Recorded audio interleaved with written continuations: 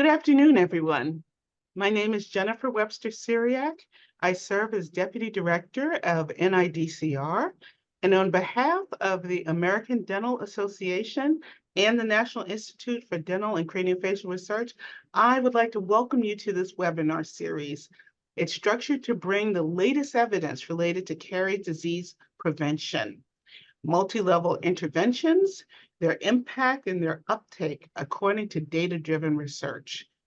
As you're likely aware, oral disease, while largely preventable, is a major health burden and really affects people throughout their lifetime.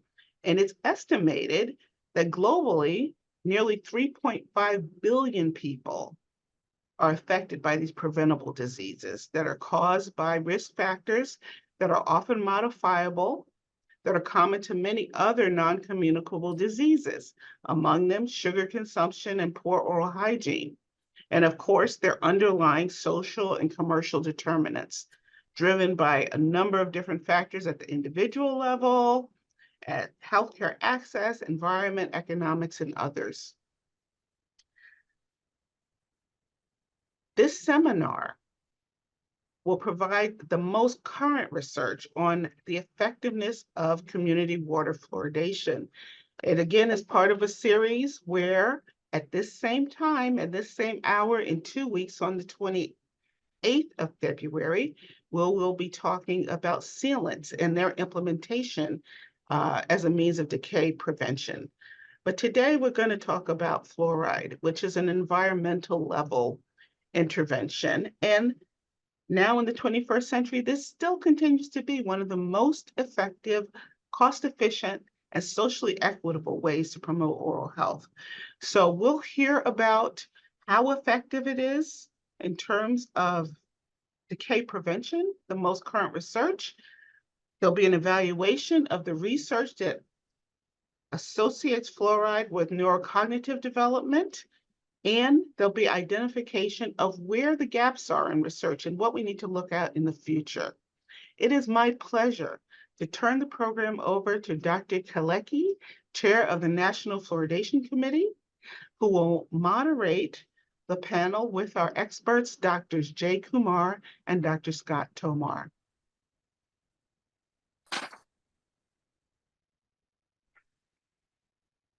Good afternoon, everyone in the Eastern and Central time zone and Mountain time zones. Good morning. I'm Dr. Christopher Dalecki, and I'm the chair of the ADA's National Fluoridation Advisory Committee. And it's my extreme honor to introduce each of our two presenters this morning. First presenter will be Dr. Scott Tomar. Dr. Tomar is a professor and associate dean for the Prevention and Public Health Sciences at the University of Illinois, Chicago College of Dentistry. He served as the Epidemic Intelligence Service Officer with the Centers for Disease Control and Prevention, and as a diplomat of the American Board of Dental Public Health. He has served as the president of the American Board of Dental Public Health and the Oral Health section of the American Public Health Association. It was with extreme honor and privilege that I would like to introduce Dr. Scott Tomar. Scott, please take it away. All right. Thank you very much to Dr. Dalecki, and my thanks also to ADA and NIDCR for this opportunity, and thank you all for being here. I will attempt to share my slides, and hopefully this works. Can everybody see those slides okay? All right. So I'm just going to go through some of the high-level evidence that we have showing that community water fluoridation is still a safe and effective strategy for caries prevention, not just in the United States, but in many other countries. So we'll talk about some of the high-quality systematic reviews that have been published on community water fluoridation for caries prevention. Some of the data we have on what happens when the community water fluoridation stops. Some data on the cost savings, which really makes water fluoridation fairly unique. We do not have a lot of public health measures that not only prevent disease, but actually save money. And then we'll talk about a few research gaps that probably need to be addressed. So for those who aren't aware, fluoridation is the process of adjusting the naturally occurring fluoride levels in drinking water to an optimal level for the purpose of preventing dental caries. I'm not going to go through the whole history of, but for those who aren't aware of what we're talking about. So we've seen at least in the early years pretty steady growth in the percentage of the U.S. population that received fluoridated water. I have a little asterisk on there showing no, it didn't decline in 2016. There was a little difference in the methodology used to calculate that. But we now have about 63% of the U.S. population receiving the benefits of community water fluoridation, about 74% of those who are on public water systems. And we have large parts of the country, mostly for the Midwest and eastern parts of the U.S., as well as some parts of the South that have very high levels, very widespread use of water fluoridation in those states. Although we still have a few states that remain on the low side in terms of the percentage of their population receiving fluoridation. These are data that were in the 2018 ADA fluoridation facts. We're actually in the process of updating it, although the data have not changed too much. But we've already fluoridated most of the large cities in the U.S., at least as of when this was put together. 44 of the 50 largest U.S. cities are fluoridated. But we often forget that there's an awful lot of community water systems in the United States, over 51,000 separate water systems. And so while we've reached a large proportion of the population and most major cities, we still have about 33,000 or about 2/3 of community water systems in this country are not fluoridated. And most of the remaining non-fluoridated systems are primarily pretty small systems. They are both a logistic and financial challenge to try to expand fluoridation to those smaller water systems. But there actually has been technology developed in just recent years to try to make community water fluoridation more cost-effective and more feasible in some of these smaller systems. CDC supported the development of a delivery system by a company known as Casey Industries based in Florida, and they've partnered with another company to develop this system. It's actually now been approved by NSF and ANSI and UL to be used for particularly for delivering community water fluoridation in these smaller systems, and it's actually just come online within the past year and a half or so in several small communities, and there's actually quite a bit of interest in bringing this into a number of communities that have not yet been able to fluoridate. So the crux of what I was asked to talk about is community water fluoridation still effective in preventing caries? Fluoridation has now been around for quite a while, but this question keeps coming up, particularly in when some of the smaller counties and communities look at water fluoridation and say, well, yeah, maybe it worked years ago. Is it still effective? And so what I typically turn to is the highest level evidence that we have, which is high quality systematic reviews. And I have a list here of those that I can identify, primarily done by very reputable organizations or ministries of health that have been published over the past 25 years or so.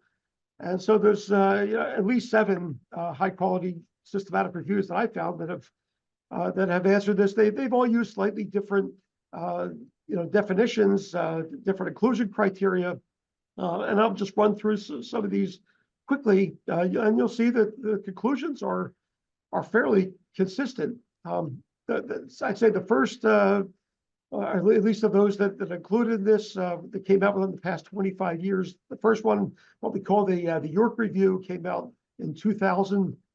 And they asked, what is the effect of fluoridation of drinking water supplies on the incidence of caries?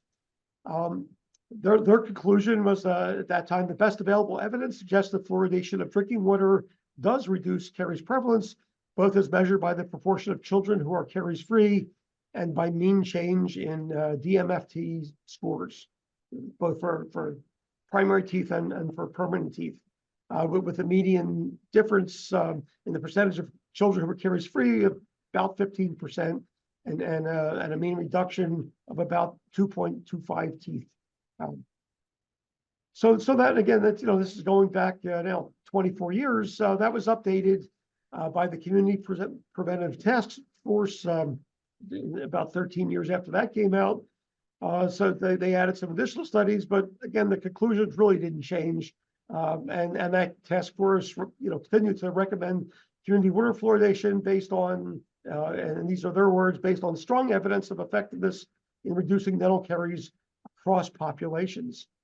And Dr. Kumar will talk about the adverse health effects, but they did also note no evidence that community water fluoridation resulted in severe dental fluorosis. The Cochrane review, considered somewhat of the gold standard of systematic reviews. They're actually in the process of doing an updated review now, but their most recent published review came out in 2015. They use a much more stringent inclusion criteria for the studies that they included. So they only included prospective studies with a concurrent control. So in other words, they measured people within the same population over time with at least two points in time. Although consistent with the earlier reviews, also found about a 35% reduction in DMFT in the primary dentition, about 26% in permanent dentition, compared to the median and the control groups. Although they did note that most of the studies they included were done prior to 1975. Again, not to say that were not valid, but that was just an observation that they had. And again, the Cochrane group is in the process of developing an updated systematic review, even as we speak. Australia, which also is very heavily fluoridated, about 90% of the Australian population actually receives fluoridated drinking water. That they had a large review on the topic in 2017. And so the question asked was, what is the effect of water fluoridation? And on the slide, it's got their definition of that. Again, in their review, they found the community water fluoridation reduced the incidence of dental caries in both deciduous and permanent teeth by about 35%, and increased the proportion of children who had no caries by about 15%. So again, quite consistent with the earlier reviews that I had mentioned. And then the most recent one I found, what was done in Brazil. Brazil actually also has fairly wide spread use of community water fluoridation. They purposely, in part because of some of the comments that you saw from the Cochrane review, they purposely limited their review to much more recent studies, those done 1995 or later, and compared the prevalence in fluoridated and non-fluoridated communities. And in their review, they found that in the primary dentition in fluoridated communities compared to non-fluoridated communities, prevalence of caries was about 42% lower in the primary dentition, lower mean, lowercase DMFT, about 57% lower prevalence in permanent dentition, with about 0.61 lower mean DMFT in fluoridated communities. So again, all these, they use slightly different inclusion criteria, slightly different ways of addressing the question of effectiveness, but all incredibly consistent. An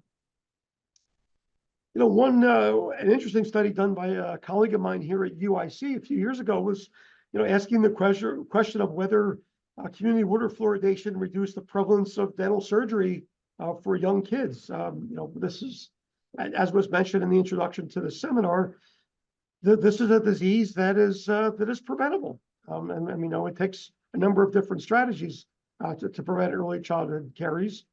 But this particular study looked at whether there was a difference in the prevalence of dental surgery in communities with lower levels of fluoride in the drinking water, compared to fluoridated communities, and actually found a pretty strong linear association between the prevalence of dental surgery and the proportion of the county population that had fluoridated water.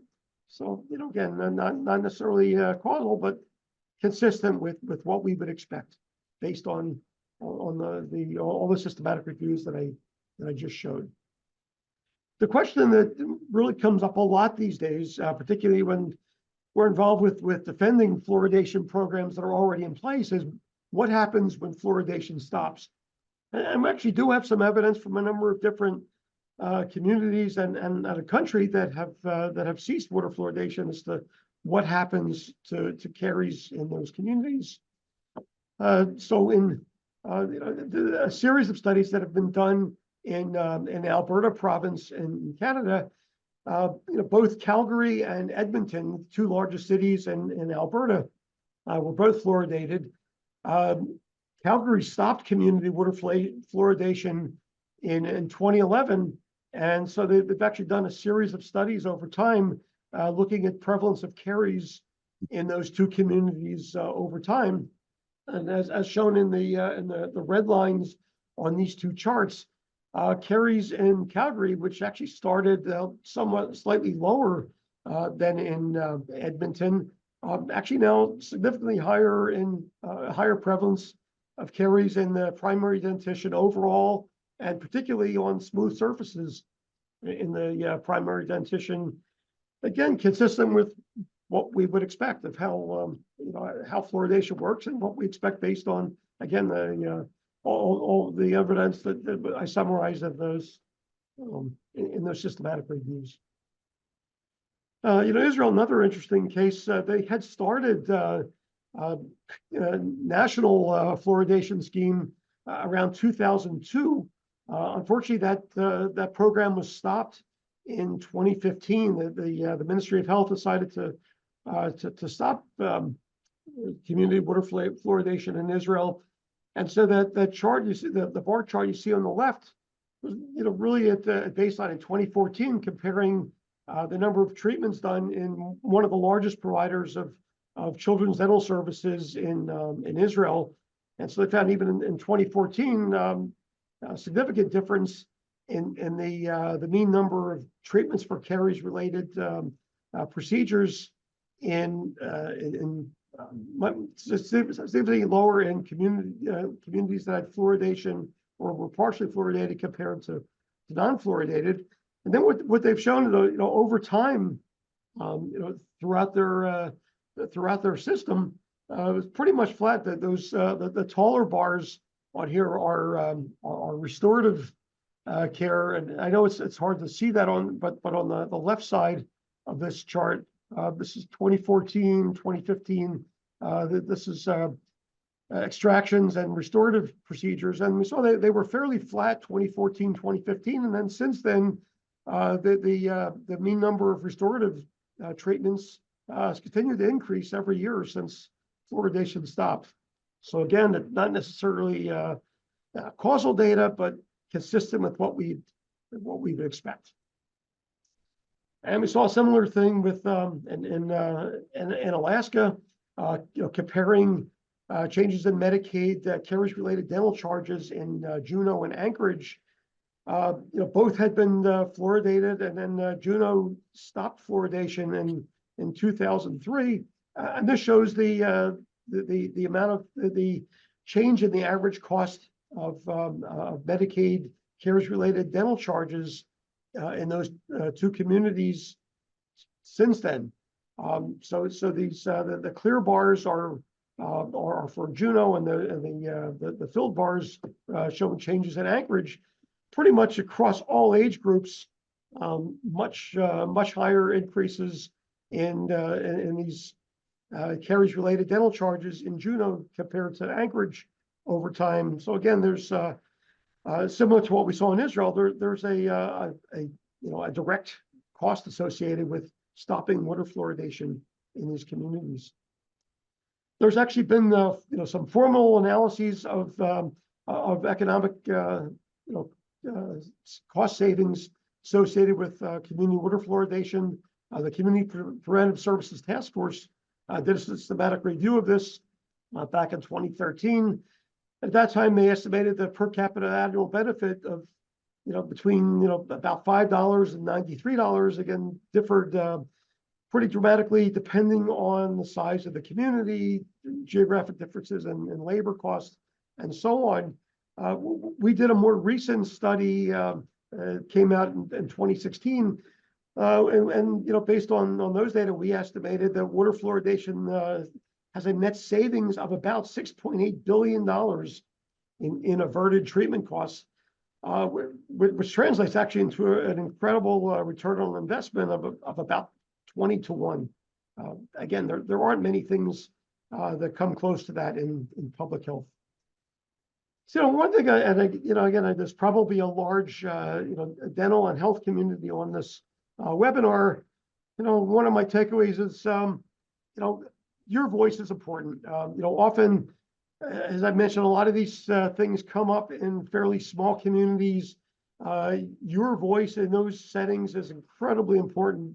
So both what you say to your patients, to potentially policy makers who are among your patients, and your voice in standing up in City Hall or in county mission meetings is important.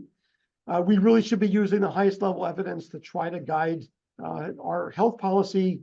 I've tried to give a quick overview of it, but really the evidence is actually incredibly consistent on the benefits of community water fluoridation. You can supplement that with your own expertise and experience, and really be a part of a coordinated team to try to protect and expand community water fluoridation. I know we were asked to suggest a few areas for research.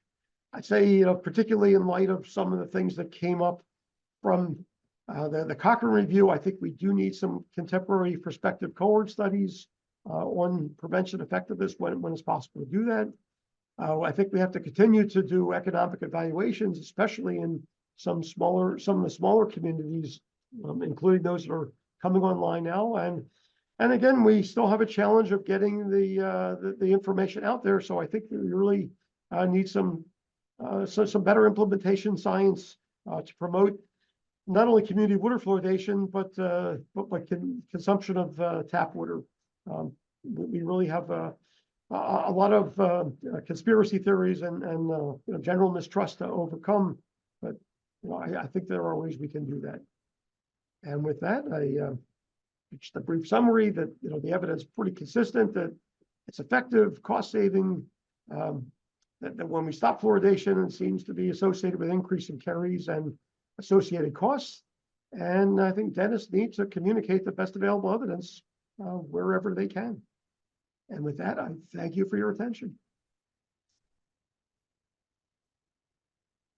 Well, thank you, Dr. Tomar, for your presentation, and particularly thank you for your suggestions on the areas of future research. I think that's very important to consider as we move into an area of water fluoridation and some of the issues that are coming forth in community water fluoridation as far as removing it from local communities and whatnot. So thank you again. So it's again an extreme honor and to introduce our next speaker, Dr. Jay Kumar. Dr. Kumar is the State Dental Director at the California Department of Health. Before his appointment, he held several positions at the New York State Department of Health from 1980 to 2015. In addition to his research assessing the impact of community water fluoridation, Dr. Kumar was influential in formulating guidelines for dental care for pregnant people and infection control in the dental offices. Extreme honor, I'd like to introduce Dr. Jay Kumar. Dr. Kumar, welcome. You may take it away. Thank you, Dr. Delecki. Good afternoon, everyone. Thank you to ADA and to NIDCR for inviting me. I'm going to share my screen.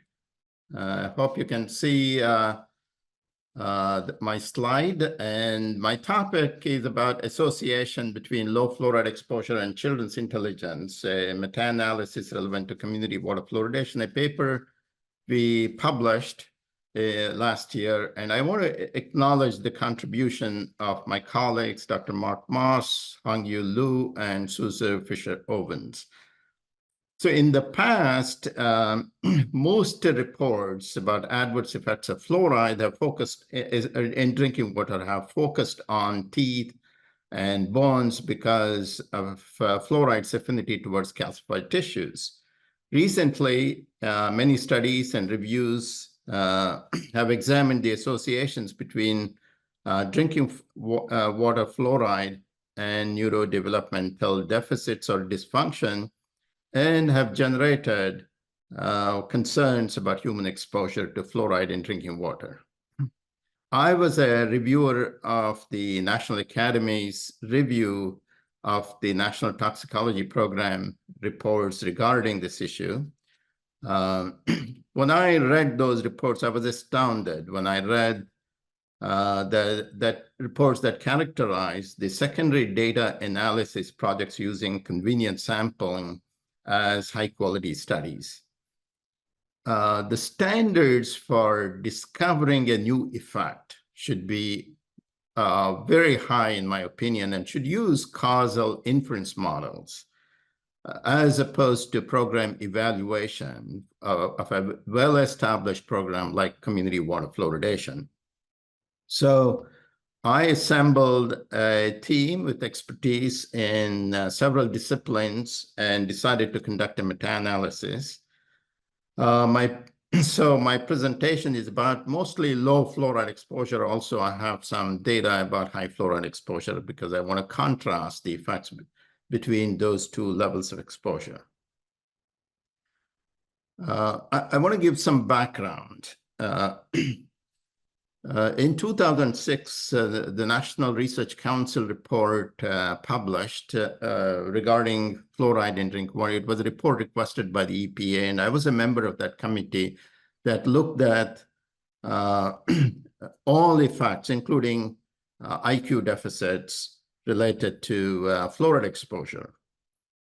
That report recommended more research to clarify fluoride's effect on brain chemistry and function, and also IQ. So NRC report recommended that the EPA should update the risk assessment.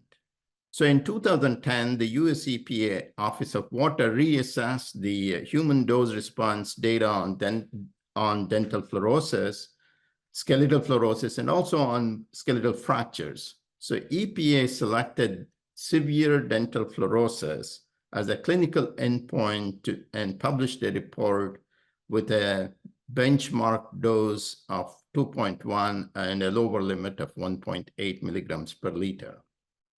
In 2015, the US Public Health Service issued updated recommendations for fluoride concentration in drinking water to prevent dental caries. So in 2016, the National Toxicology Program published a systematic review of animal studies and identified lack of data relevant to community water fluoridation. Then NTP conducted an animal study and found no evidence of neurotoxicity in that animal study. So in 2019, NTP issued a draft report on neurodevelopmental and cognitive health effects, and that report is currently under review. So the National Toxicology Program report published in 2022 had this statement. It was also there in the previous versions of the reports, somewhat very similar.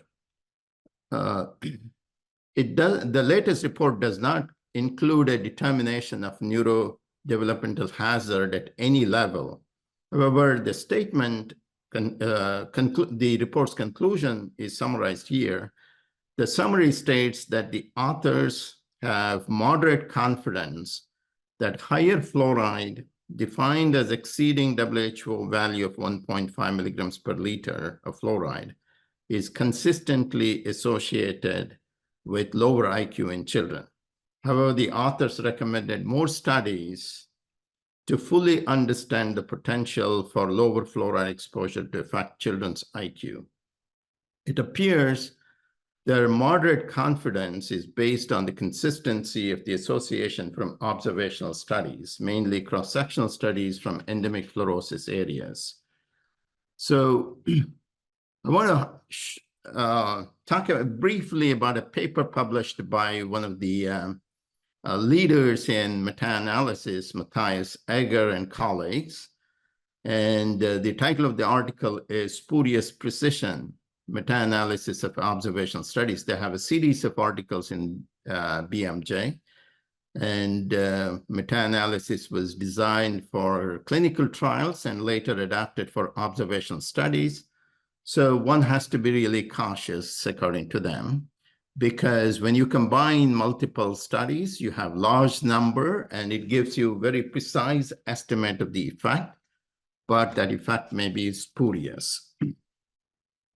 So as you can see in this graph, smoking increased the relative risk for suicide consistently in all 4 high-quality cohort studies.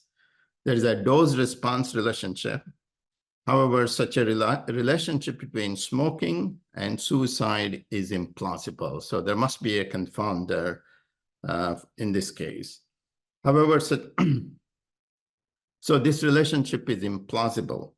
There is no mechanism for smoking to cause suicide. Similarly, the authors show that observational studies of beta carotene and cardiovascular mortality, and most of the observational studies show preventive benefits, and there is a plausible explanation because fruits and vegetables, antioxidants, they're all good. So there is some plausibility. However, the clinical trials in this case showed the opposite effect. So the authors warn that the example illustrates that in meta-analysis of observational studies, the analyst may well be simply producing tight confidence interval around spurious results. So last year, we published this paper examining the association between low fluoride exposure and children's intelligence. We posed a question: does fluoride recommended for caries prevention decrease children's cognition and IQ scores? And what are some of the limitations of these studies? And what are the recommendations for future research? Our finding was null, so that means no effect. And as you all know, null studies are challenging to publish. So generally there is publication bias, and that may be a significant issue affecting fluoride IQ literature. For example, there's an article published by Zhu in, I think in 2020, Zhu and colleagues from China. It was from an endemic fluorosis area, and all children had normal intelligence with an average score of about 120. And still, they reported negative effect, although the effect at low levels was null. So that paper was later retracted because the editor got the data, analyzed, found the report, their interpretation was not consistent with the analysis of the data. And so the editor retracted that paper.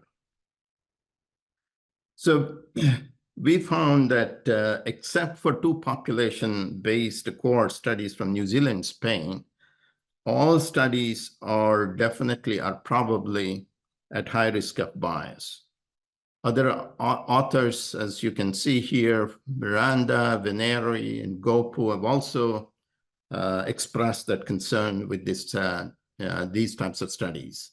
Whereas Duan, I think, is the only one who didn't find that. So we started with Duan's meta-analysis and added more studies.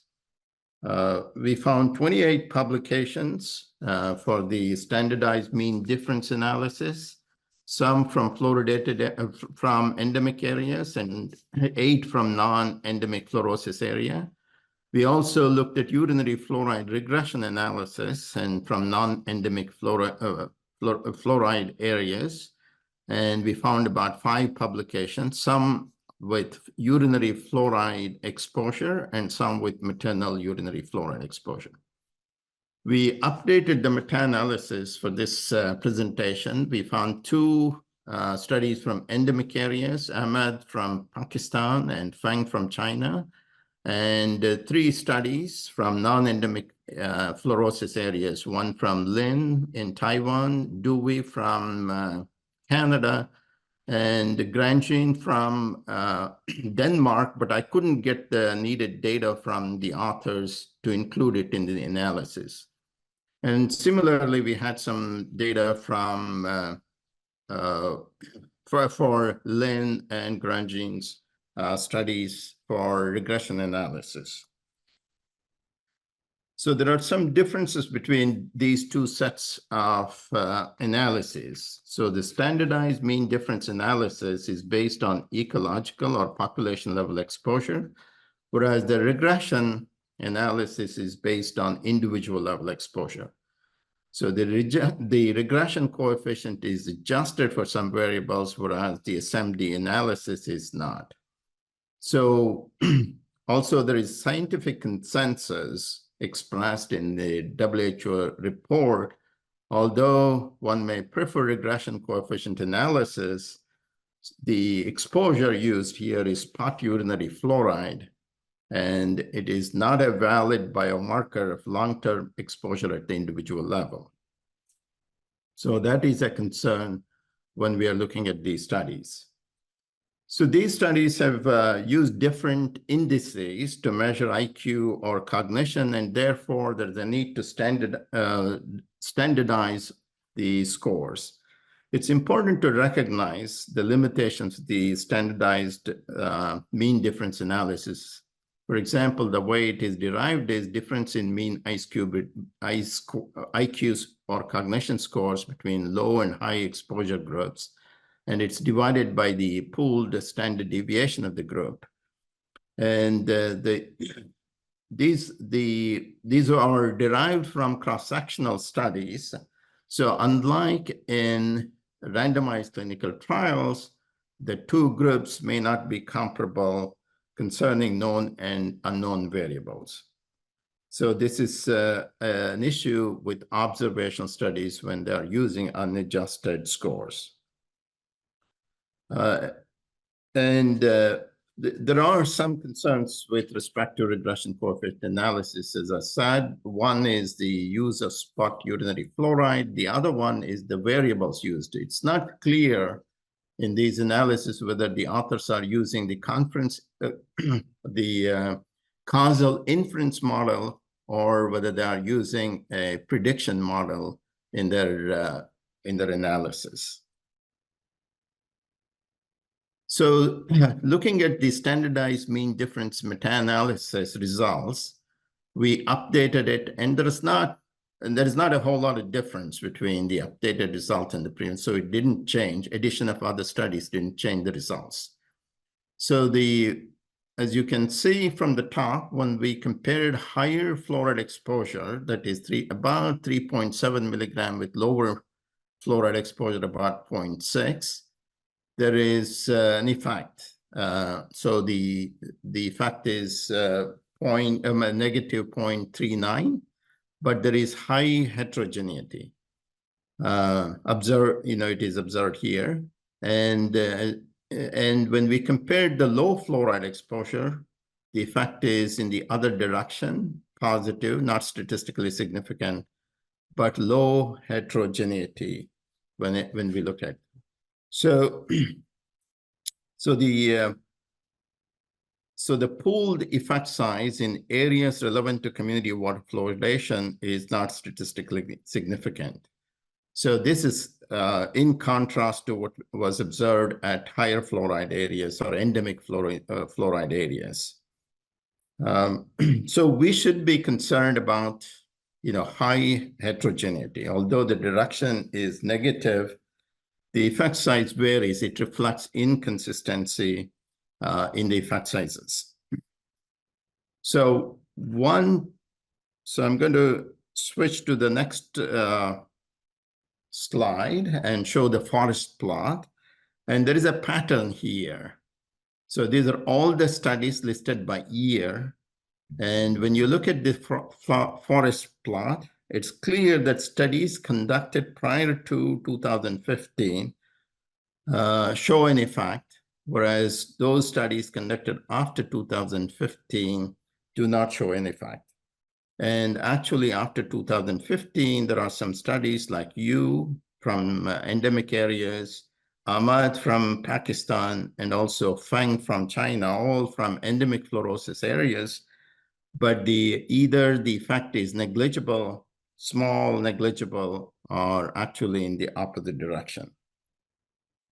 So Ionides found that the effect sizes for many association, when first discovered and published in the scientific literature, are often inflated and do not reflect the smaller effect sizes reported later. He attributes this to the fact that the hallmark of discovery is the performance of exploratory analysis. So this may also reflect the fact that as study designs address the limitations, the effects become smaller or entirely disappear. So here I summarize the differences between studies conducted. So the endemic and non-endemic areas, and also all studies. So the key takeaway from our analysis is that these two sets of data should not be combined because of the heterogeneity in the effect sizes. As you can see, so that's our main takeaway from this analysis. And there are many differences between studies conducted in endemic and non-endemic areas. Of course, the first one is the fluoride concentration difference between high and fluoride exposure groups. As you can see, in endemic areas, it is 3, whereas it was 0.6. And in one case, you see high heterogeneity, and the other one low. And the Medline Index Journal, as you can see, most of the studies coming from endemic areas are not published in Medline Index journals. And the studied year is also different. And many of these studies do not have socioeconomic data and other confounders. And one important difference is fluoride exposure data. In endemic areas, it's usually based on surveys, geological surveys, and those are conducted infrequently, especially when the source of water is well water is in rural areas. They may take a sample of wells occasionally to measure fluoride exposure, as opposed to in fluoridated areas where the fluoride level is monitored on a daily basis and averaged across months and years. So we have very good data from fluoridated areas and in countries like the US where fluoride is monitored on a regular basis. The other issue is outcome data. We could not find reliability assessment data in most of the studies on IQ. And the bias in standard error is a major issue, especially when it comes to meta-analysis, because it is pooled and combined. It plays a huge role, and that's the reason why the National Academy's report has a whole section discussing about the bias in standard error. So this heterogeneity has to be explained. And in the case of fluoride and IQ, Duan conducted a series of analysis, but could not explain the effect based on dose or any of the other variables, and he attributed it to the lack of socioeconomic data in the analysis. So here, Matthias Egger and colleagues warn us about heterogeneity in published observational meta-analysis and impact. For example, saturated fat intake and breast cancer. There was high heterogeneity when the results of case control studies and cohort studies are combined. And when they are separated, as you can see, With case control studies, the relative effect was statistically significant, whereas with respect to cohort studies, it was below 1. So it is similar with he cites 4 different examples: intermittent sunlight and melanoma, dietary calcium intake and systemic blood pressure, and formaldehyde and cancer. So that our findings with respect to urinary fluoride was very similar, except one study. This is the salt fluoridation. This is the Mexico study, element cohort from the Mexico, where salt fluoridation was the exposure. And that's the study where they found negative effect. And salt, the source of fluoride is salt, and salt is linked to unhealthy diet. So it's potentially a confounder, and that needs to be addressed if you want to thoroughly assess the effect with respect to fluoride when it is derived from salt. So that brings me to this study recently published from Denmark. It's the Odense Child Cohort Study, a large study, again, a secondary data analysis project. And the authors, this publication is unique in that there are 2 studies combined in one publication. So the first one was the analysis of the Odense Child Cohort Study, and the second was a joint analysis combining 3 studies. So as the title says, performance at school age in 3 prospective studies, although not all prospective studies studied school-age children completely. So the authors, the results of the analysis is in the Odense child cohort study, urine fluoride concentration varied between 0.08 and 3.04 with a median of 0.52. I think the average was 0.58, but were not significantly associated with full-scale IQ at 7 years. So interestingly, Denmark has very low levels of fluoride in drinking water. So the authors think the fluoride is coming from mostly tea, although alcohol is known to contain, certain types of alcohol is known to contain fluoride. So the second part of their analysis dealt with this joint analysis combining 3 different cohort studies. As you can see, the authors reported that there is no statistically significant difference shown in the circle in IQ response to the dose of fluoride among the 3 cohorts. It means that all 3 samples came from the same population. However, the authors used a coefficient of -94, and that's not what they reported in the text. So we decided to include the regression coefficient reported from the text. And when I included 3 studies and analyzed, the effect size was not statistically significant. When all 4 cohort studies, that's the cohort study from Spain, was also included, as you can see, it was not statistically significant, and the heterogeneity was very high. So EPA has guidelines for when to combine different data sets. As you can see here on the slide, their criteria says it's plausible that multiple data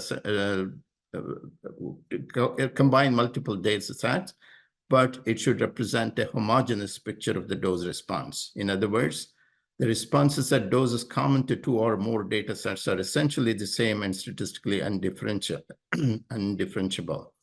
So I looked at the 4 cohort studies, and I don't think it meets that criterion, because if you look at the Odense child cohort study, and I estimated at lower level, it's essentially the same because the regression line is flat.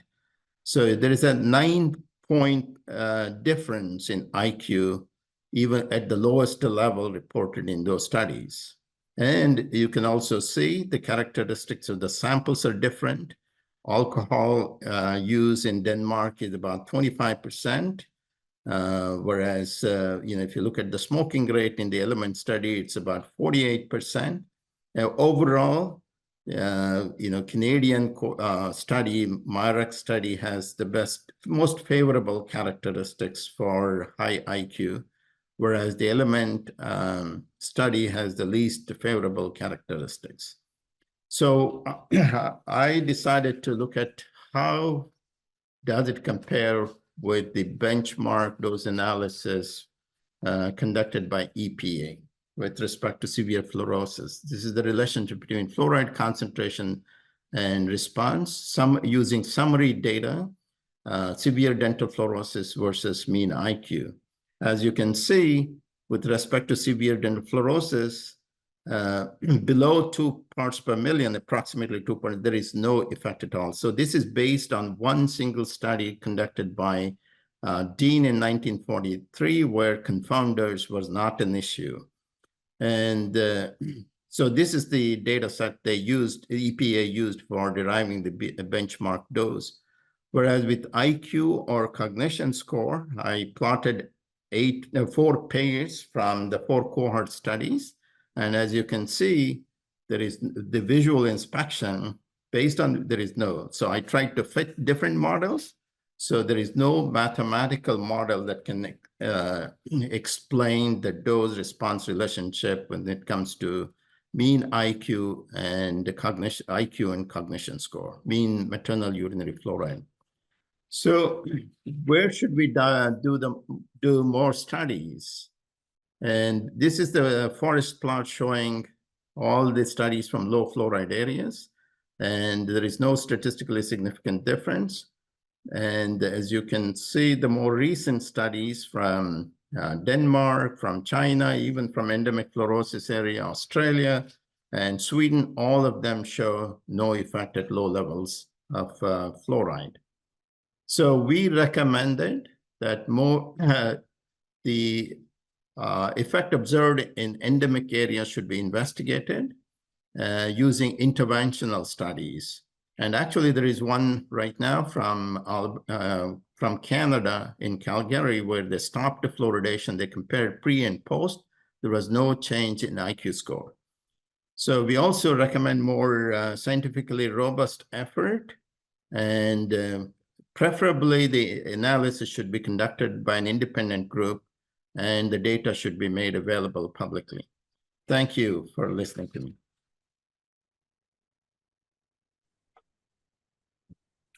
Well, thank you, Dr. Kumar, for your insights on the null effects of fluoride on IQ, and also for your recommendations on future research. I think that's very important to consider as we move forward. So with that, now I'd like to turn it over to Dr. Jane Grover, who is the Senior Director of the ADA's Council on Advocacy for Access and Prevention. Dr. Grover, you have a few comments. Yes, I would like to thank everyone for attending the webinar today. And we do have a few questions. Some have been answered in the chat, but I know that some of you would like to hear from the speakers regarding some of the topics that have been posed. For those questions that we cannot answer right now, we are delighted to send those out along with or provide a site where the attendees of this webinar can view those questions and answers, and also the slides from the speakers as they become available. So my first question, and I would pose it to both Dr. Tomar and Dr. Kumar, so many people are drinking bottled water. Is there a bottled water that has fluoride in it that would benefit those individuals consuming that water? Thank you. Sure. You want to take that first, Jay? Or? I was reading the questions. Can you repeat the question? Of course. So many people are drinking bottled water nowadays. Is there a bottled water that has fluoride contained within it that would provide benefits? Thank you. There are some. I don't know the brand. One has to look at the content in the label in order to get it. So, Scott? And actually, I think Dr. Lentz may have posted the link on there, but yeah, there are some, but you do have to search them out. For me, one of the bigger challenges is actually promoting consumption of tap water. In many, I understand that there's been some challenges in some communities, but for most of the country, it's really high quality and really our best bet for health in a variety of domains, including oral health. Yeah, Great. in California, we collaborate with our nutrition obesity prevention branch to promote the Rethink Your Drink campaign. That's a best way to promote the use of tap water. Very good. Thank you very much.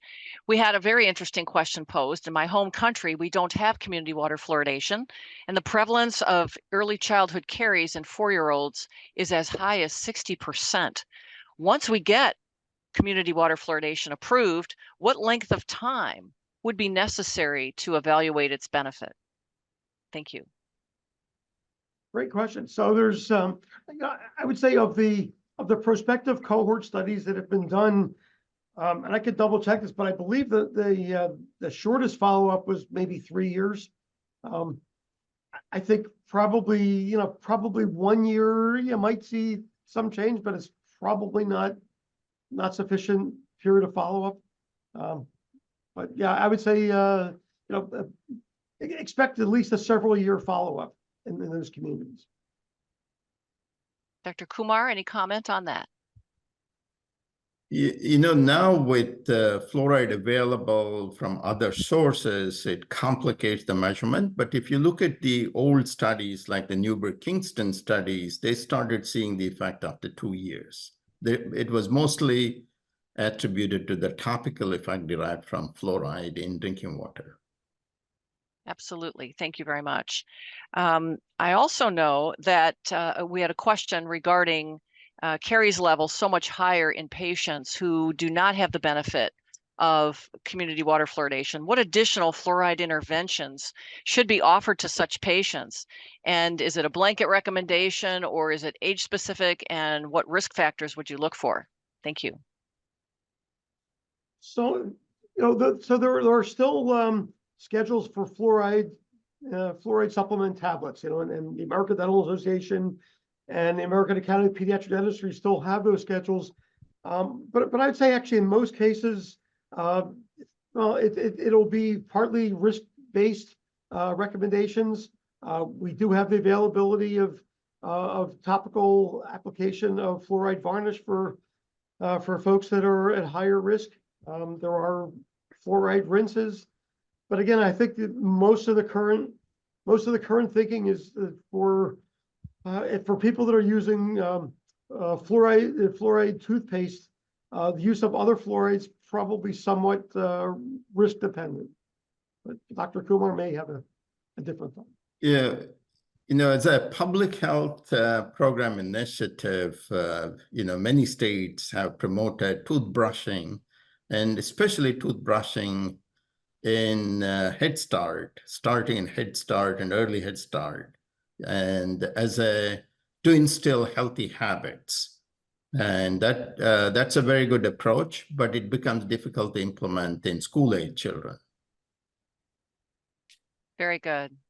All right. Well, we are nearing the end of our presentation. Again, there will be slides available. There will be answers and comments to many of your questions at a site that will be determined where the attendees can log into. So thank you very much. I'm going to turn it back over to Dr. Dalecki. Thank you. Well, thank you, Dr. Grover. And I want to again thank our presenters, Dr. Tomar and Kumar, for their excellent presentations, as well as the participants for being here, because I know those who took the time to be part of this important webinar really value the need for fluoride in our community. So with that, I want to thank everyone one final time, and one final comment is drink up to water fluoridation. Have a great afternoon and great evening. Have a great day. Bye now. Bye. Thank you.